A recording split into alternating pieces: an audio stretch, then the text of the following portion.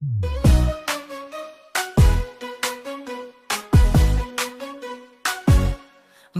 bergerak bersama guru penggerak, menebar manfaat bagi pendidikan merdeka. Lekas bergerak dalam pendidikan penggerak, ciptakan generasi unggul penopang bangsa. Assalamualaikum Ibu. Waalaikumsalam. Apa Ibu? Selamat Bu. Alhamdulillah baik, ada yang bisa dibantu Bu? Iya, ini Bu.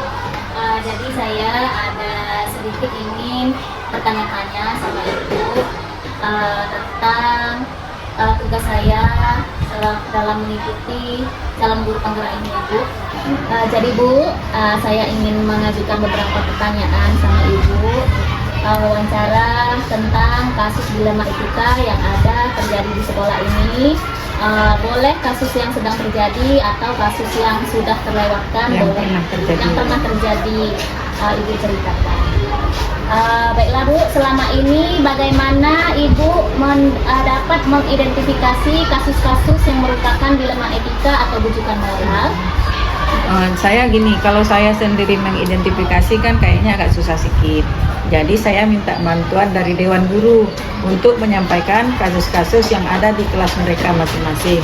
Jadi begitulah cara saya mengidentifikasi masalahnya, baik dari guru kelas maupun dari guru bidang studi. Oh iya, baik. Kemudian, apakah selama ini bagaimana Ibu mengambil keputusan di sekolah Ibu, terutama untuk kasus-kasus di mana ada dua kepentingan Bu yang sama-sama benar atau sama-sama mengandung nilai-nilai kebaikan Bu? Saya tidak pernah mengambil keputusan secara pribadi.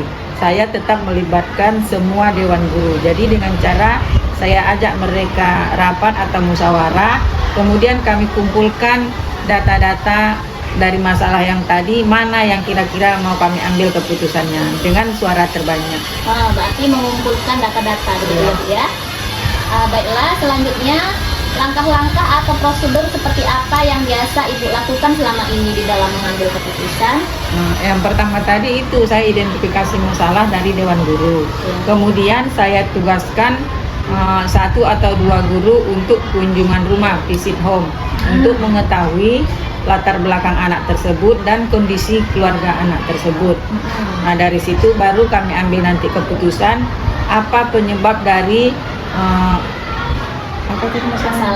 masalah yang ada di sekolah tadi. Mungkin terbawa dari masalah dari rumah atau mungkin murni dari masalah yang dia dapat di sekolah. Iya, coba bisa Ibu jelaskan misalnya contoh masalah kasusnya seperti apa Bu dari anak murid tadi tersebut Bu? Nah misalnya kan kadang ada anak itu terlalu memang misalnya baik itu tentang adatnya atau gaya bicara dia yang tidak cocok di sekolah. Ternyata setelah kita kunjungi ke rumahnya, memang terbiasa anak itu berbicara misalnya berbicara kasar atau misalnya yang tidak sesuai dengan kita di rumahnya. Jadi dari rumah tadi terbawalah dia ke sekolah. Kemudian hal-hal apa saja yang selama ini Ibu anggap efektif dalam pengambilan keputusan pada kasus-kasus dilema etika? Nah, seperti saya bilang tadi, pertama kan kita kumpulkan masalah tadi baik dari guru kelas maupun dari guru bidang studi.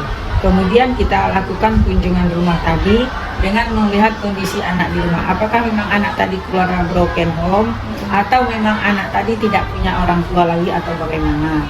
Baru nanti kami bawa ke sekolah, kami bicarakan lagi di sekolah, baru kami ambil keputusan berdasarkan suara terbanyak kami dengan hasil kunjungan rumah tadi dan juga dengan pengumpulan data-data yang ada di sekolah. Baik, Bu. Kemudian selanjutnya, apa hal yang selama ini menjadi tantangan dalam Ibu mengambil keputusan pada kasus-kasus dilema etika? Tantangan saya begini, misalnya untuk kenaikan kelas misalnya. Si anak tadi kalau dari nilai memang dia kurang, tidak tuntas KKM. Tapi dari segi sopan santun, kehadiran dia sudah cukup disiplin. Nah, dengan seperti itu kami berat untuk mengambil keputusan. Kami tinggalkan, memang cocok karena nilainya tidak tuntas KKM.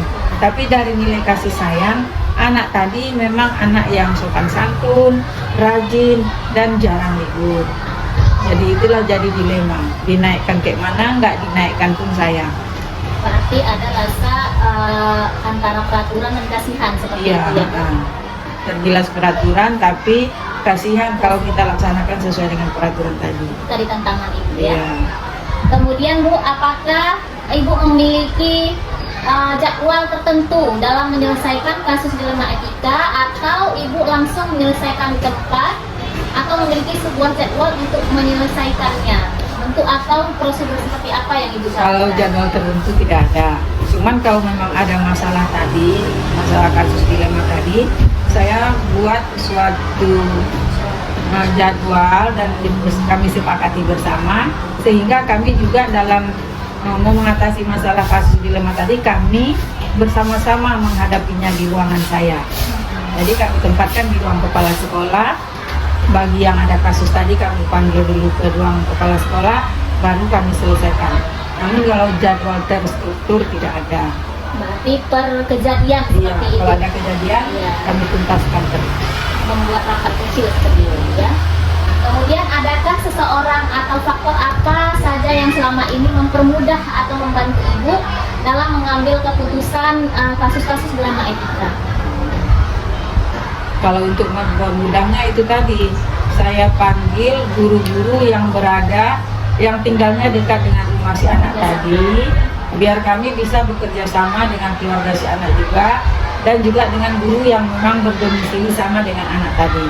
Banyak sikitnya dia lebih tahu kondisi anak daripada saya, karena dia kenal keluarganya barangkali, nampak sehari-harinya anak di lingkungan. Jadi itu mempermudah saya untuk mengambil keputusan. Berarti melihat dari faktor-faktor lain gitu ya.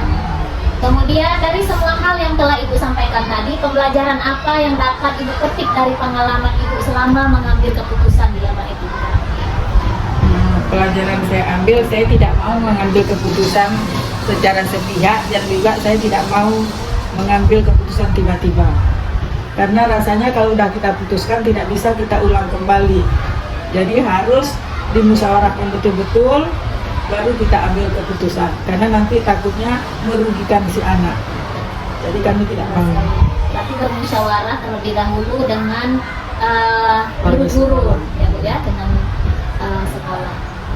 Baiklah, terima kasih banyak Ibu atas waktu yang Ibu berikan, atas pengalaman tentang mengambil keputusan dilema etika. Semoga dari pengalaman Ibu nanti juga bisa menjadi pengalaman bagi saya untuk mengambil keputusan di kemudian hari. Terima kasih banyak Bu atas waktunya. Izin. Terima kasih. Assalamualaikum. Waalaikumsalam warahmatullahi wabarakatuh. Mari bergerak bersama guru. Assalamualaikum Ibu. Waalaikumsalam. Apa kabarnya Ibu? Baik, Bu. Alhamdulillah. Jadi Bu, kedatangan saya kemari, saya mau mohon izin Ibu. Saya ada tugas calon guru penggerak, yaitu ingin mewawancarai Ibu terkait dengan cara Ibu dalam mengambil keputusan masalah-masalah yang ada di sekolah Bu. Jadi ini dalam pembelajaran modul 3.1, yaitu pengambilan keputusan berbasis nilai-nilai kebajikan sebagai pemimpin. Jadi terus kami mewawancarai kepala sekolah terkait Ibu dalam mengambil keputusan, baik itu masalah yang sedang Ibu hadapi sekarang maupun masalah yang sudah berlalu begitu Bu. Jadi izin saya minta waktunya Bu, apakah Ibu berkenan? Ya, saya bersedia. Alhamdulillah, terima kasih Bu. Jadi langsung saja Bu ya, saya akan mengutarakan beberapa pertanyaan. Yang pertama Ibu, selama ini bagaimana Ibu dapat mengidentifikasi kasus-kasus yang merupakan dilema etika atau bujukan moral Bu? Yang saya lakukan, Bu Lilis, di sekolah, yaitu dengan saya menganalisa dulu kasus yang terjadi di sekolah. Kemudian saya menemukan permasalahannya, lalu jika diperlukan, saya mengundang orang tua murid untuk berdiskusi dan menyelesaikan masalah yang ada di sekolah. Lalu bisa juga saya juga melibatkan rekan-rekan guru, mulai dari kelas 1 semua lah sekolah di sekolah SD berdiskusi bersama. Bermusyawarah seperti itu ya Bu ya. Baiklah, selanjutnya Bu, selama ini bagaimana Ibu menjalankan pengambilan keputusan di sekolah Ibu, terutama untuk kasus-kasus di mana ada dua kepentingan yang sama-sama benar, yang sama-sama jika Ibu ambil keputusannya itu sama-sama mengandung nilai kebaikan. Ya, itu yang saya lakukan itu biasanya seperti yang saya bilang tadi, kami bermusyawarah terlebih dahulu dengan guru ataupun warga sekolah, anak sekolah, kemudian membicarakan masalah yang sedang dihadapi. Anak kecil misalnya, kemudian berdiskusi, memikirkan untuk mengambil keputusan yang terbaik yang diambil secara bersama-sama. Kemudian selanjutnya Bu, langkah-langkah atau prosedur seperti apa yang biasa Ibu lakukan selama ini dalam mengambil keputusan? Biasanya langkah-langkah yang saya lakukan itu yang pertama saya harus mengenali latar belakang.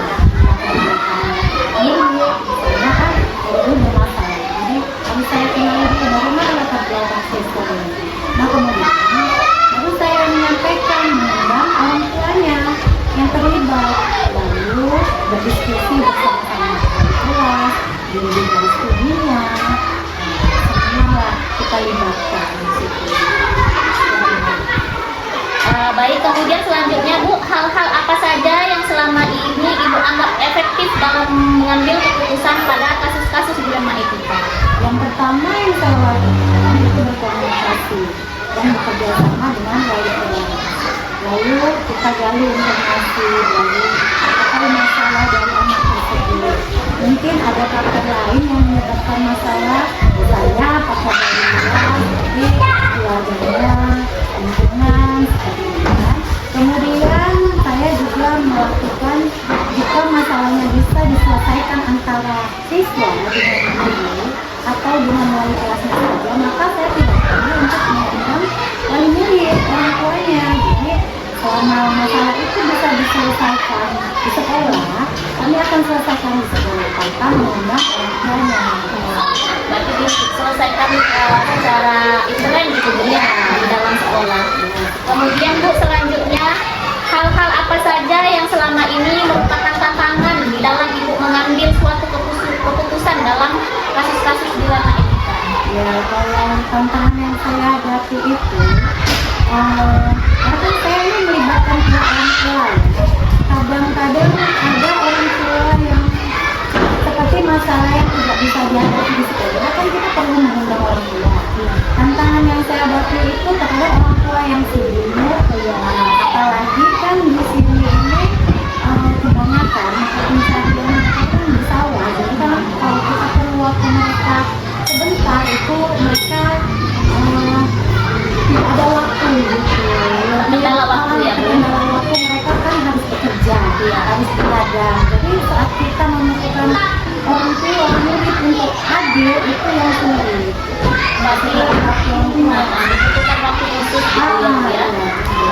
Kemudian apakah Ibu memiliki sebuah jadwal tertentu dalam menyelesaikan kasus dilema etika, ataukah Ibu langsung menyelesaikan di tempat atau memiliki sebuah jadwal untuk menyelesaikannya? Bentuk atau prosedur seperti apa yang Ibu jalankan? Nah itu tidak ada waktu khusus yang waktu yang terjadwal itu kan tidak ada, kami tentukan kalau saya menyelesaikan sebuah masalah. Jadi waktu fleksibel atau saya lebih harus menyesuaikan dengan keadaan. Jika hari itu bisa diselesaikan langsung, saya selesaikan secara langsung. Dan jika jika harus dimusyawarahkan dengan orang tua, yang sebelum itu sudah diberitahu kepada orang tua, saya bisa melalui deadline seperti itu atau surat undangan yang seperti yang tadi. Nah jadi kita harus mencari waktu yang tepat seperti itu. Sesuai dengan Kalau jadwal itu tidak ada. Baik, kemudian selanjutnya Bu, adakah seseorang atau faktor-faktor apa yang selama ini mempermudah atau membantu Ibu dalam mengambil keputusan dalam kasus-kasus dilema etika? Yang pertama itu hubungan baik antara guru dan keluarga sekolah.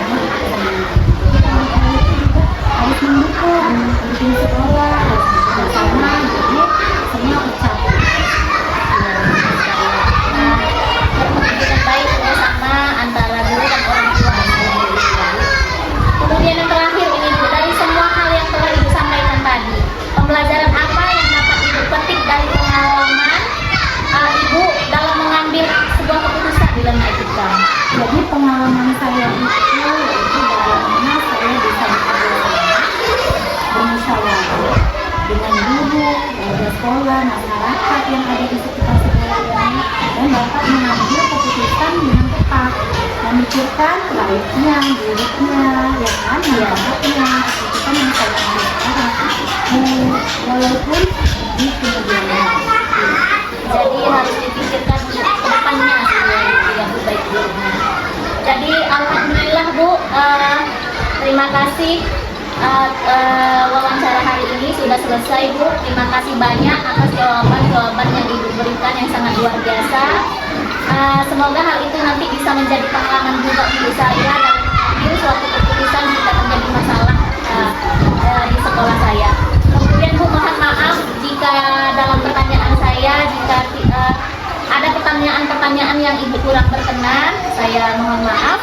Terima kasih banyak sekali lagi Ibu atas waktunya.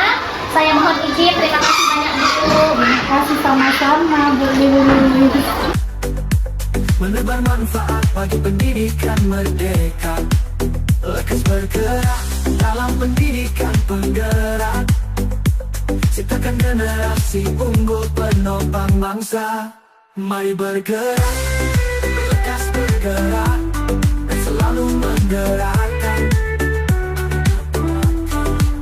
Mari bergerak, lekas bergerak, dan selalu menggerakkan.